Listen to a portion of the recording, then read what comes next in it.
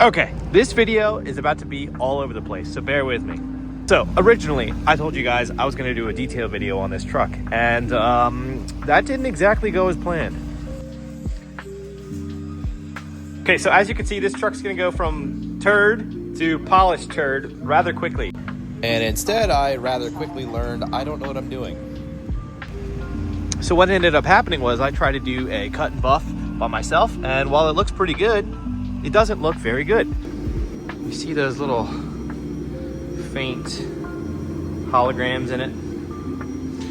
Now this kind of stuff was all kind of self-inflicted, and luckily you guys can't see what I'm talking about right now because it's super overcast. But when the sun's shining on this truck, it has holograms all over it. It just looks terrible.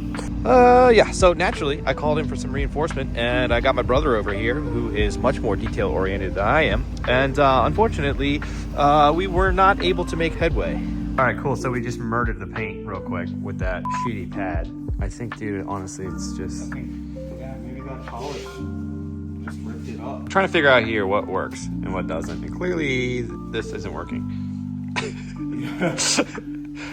Well, you know what? You live and you learn. So yeah, I'm super glad it's really overcast today because, yeah, you cannot tell what a disservice I did to the paint on this truck. It actually looks semi-decent. But anyway, we're going to go ahead and change the subject now.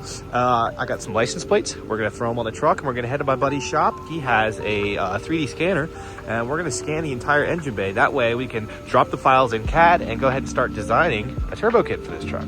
That sounds fun. I want to do that. It's cold outside. This way I can kind of just wrench on the truck from inside my house.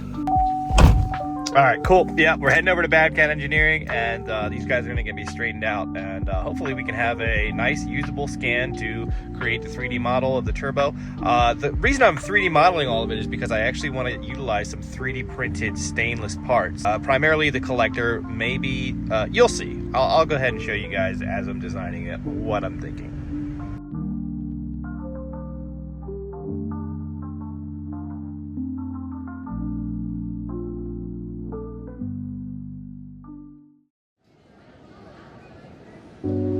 All right, guys, this is Justin. He and Carl own Bad Cat Engineering here in Maryland, and these guys are freaking legit.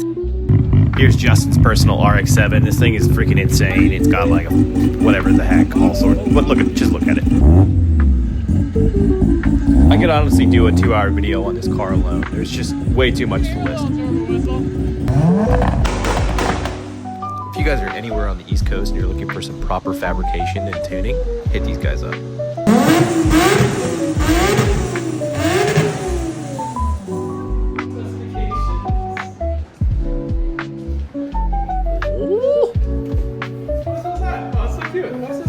This is a 368 SXR. I'll tell you what, man. How you want it? We're not going to have this reservoir, I don't think. Then what the hell is it doing there? Well, I need it for, I need it for now. $30 a can. God damn. I don't really need that much. Whatever works, dude. Unbelievable. What do you think? Dude.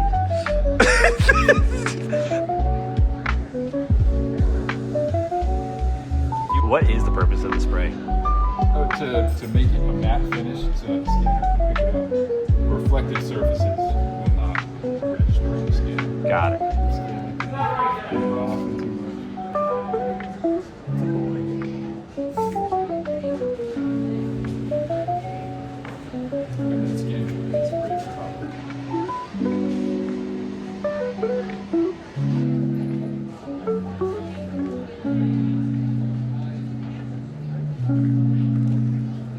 Sick, dude. Thank you. Bob. Sponsored by Bad Cat Engineering. Hell yeah, dude. Heck yeah, guys. So there you see it. Justin hooked me up. So we 3D scanned the engine bay, and tomorrow I think I'm going to go ahead and drop those files in CAD and just kind of start trying to plug away at designing a little bit of a turbo kit for this thing. I think it'd be cool to do a 3D printed collector on this thing. 3D printed technology has gone a long way, so I'm super stoked to start putting this thing together. Sick, we're back home, and I'm super stoked on this because that means I get to fire up the old CAD machine and start piecing together a turbo kit for this old piece of work. So yeah, we're gonna see what we can come up with. And here we go. Okie dokie, got Fusion all fired up. Let's go ahead and check these emails from Justin, see what the scans look like. And just like that, look at that. These are pretty nice scans considering we spent about 15 minutes scanning the truck and drawing phallic images all over it while goofing off. But yeah, I mean, it's awesome that this technology is available like this. Honestly, anybody can just pick up the scanner online and start making projects. But moving on. So here I have an existing model of an LS cylinder head, and what I'm doing is actually projecting the image from the gasket that came with it, and I'm going to use that to make up the geometry for my header flange. And here I am just drawing a couple circles. I'm going to go ahead and make sure that they're all nicely constrained. And then from there, after I get the sketch down, I'm going to go ahead and just extrude this into the body of the flange. So with modeling, you basically just, it's a series of sketches and then you extrude them into solids.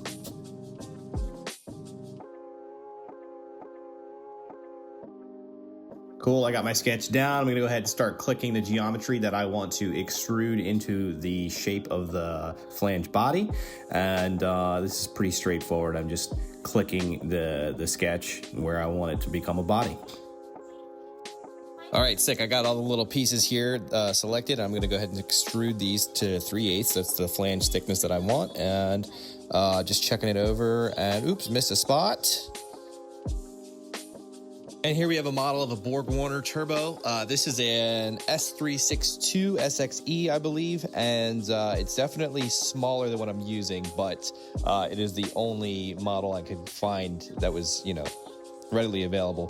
So we're going to go with it. I'm going to be using an S400 series turbo, but here I am positioning it in the engine bay, and I just want to make sure that it's in the right place, not running into any of the various spatial constraints that we have going on. And this is sort of the basis of the manifold, the start and stop points. I got the flange modeled, and this is going to be the other end of the turbo manifold at the turbo side. Definitely just kind of double checking, making sure that it's in the right place, because this is, you know, a little bit harder to change down the road. So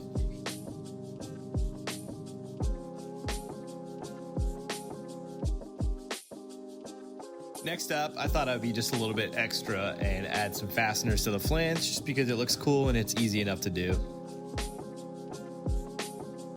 That looks about right. Sweet. So here I'm actually going to go ahead and just check to make sure that it clears the plug wires, that the bolts are in the correct, you know, location, and all the clearances are where I kind of want them to be.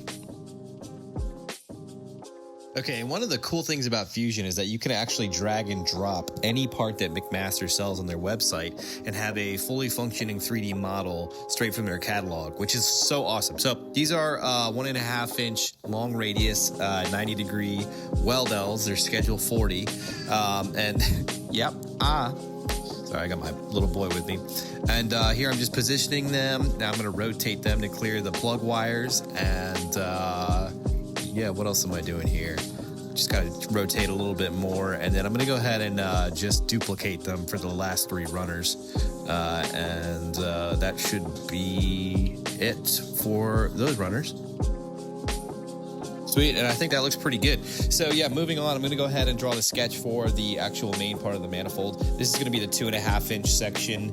It's gonna be a 120 wall tubing, and we're gonna go ahead and just have that 2.5 for the rear runners, and then I'm gonna go ahead and do a transition up to 3 inch for the front 2 runners. You'll go ahead and see that here in a minute.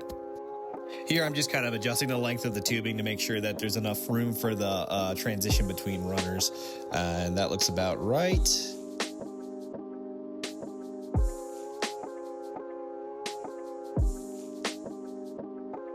All right, I went ahead and formed the front section that is going to be 3 inch there. And now I'm actually going to go ahead and just revolve the transition. And this might be a 3D printed piece. So as far as 3D printed parts are going to go, it's probably going to be the transition as well as the up pipe that you're going to see here shortly. Cool, just going ahead and double checking the transition, making sure everything looks like it's correct, lined up. And here I'm moving on to the up pipe. I drew a sketch, and here I am just kind of dialing in the bend radius. And here I'm going to go ahead and just flow the two shapes together. So we got a rectangle and a circle, and I got to click the path. There we go. It is a proper bent up pipe, and at about this time it looks like it's kind of tall for my liking. I'm going to see if I can get away with having the turbo sit a little bit lower, and that way the piece will be a little bit smaller and less, awkward looking. But yep, looks about good. Cool, and here I am. It is just a solid body now, so I'm actually going to go ahead and hollow it out to the proper wall thickness. Everything's going to be 120 wall, and yep, that looks good. Sweet. So yeah, this is going to be the up pipe, and here we have the 3-inch section. We got the runners. We have the transition, and this is going to be kind of the main design here. Pretty straightforward, and it's very, much a popular way of doing this. I mean, there's off-the-shelf kits that I could easily buy and save myself some headache, but I really like doing things the hard way. All right, gonna go ahead and just move on here to the flange at the turbo. So I'm just gonna go ahead and finish it up. This is a T4 flange. Good chance I'm using a T6 or a V-band turbo. I haven't quite decided yet, but it is easy enough to change later on, so I'm not too worried about it. For now, it's a T4 flange, and just gonna keep it moving. All right, so I failed to mention, I already went ahead and handled the front runner. It's the same as the rear 3, it's just angled differently. And yeah, here I am just kind of adjusting the height on it. It turns out I can have this sit a little bit lower, so I'm gonna go with it. And yeah, moving on, I'm just gonna clean up the runners where they intersect the main body of the manifold. That way all the notches are done correctly. And check this out, I found a 4L60E model, which is crazy. Went ahead and dropped it in here, and yeah, this is exciting because it's like I have the whole driveline modeled, so I can go ahead and handle creating the crossover pipe and kind of having some realism here. This kind of stuff is super exciting to me. I just love being able to go online and see what kind of models are out there ready for grabs, and big ups to whoever modeled this. It's much appreciated. Here we have the wastegate. I'm just kind of orienting it so that it's in a place that'll fit and have good wastegate priority. The last thing we want on this situation or on this setup is for the truck to boost creep, because not enough exhaust gas can escape out the wastegate. So just kind of changing the outlet position here so that I can get a recirc pipe going, but I probably will not model the recirculation pipe. Moving on, I got the wastegate inlet modeled up. It's just another 90-degree bend. Here I am just kind of orienting it. Again, wastegate priority.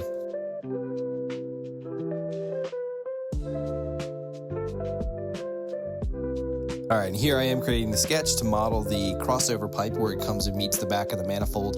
This is probably going to be a V-band or a slip fit. And right here, I'm just getting the angle of the down pipe kind of situated. This is, again, going to be a hand-fabricated piece, but I like modeling it. It's easy enough to just, quickly create some pipe infusion, so why not? And again, just another hand-fabricated piece. This is going to be the inlet on the compressor housing, but it's kind of fun to just model this stuff. So it's more for visuals and aesthetics than anything. But yeah, this is going to be the air intake for the turbo.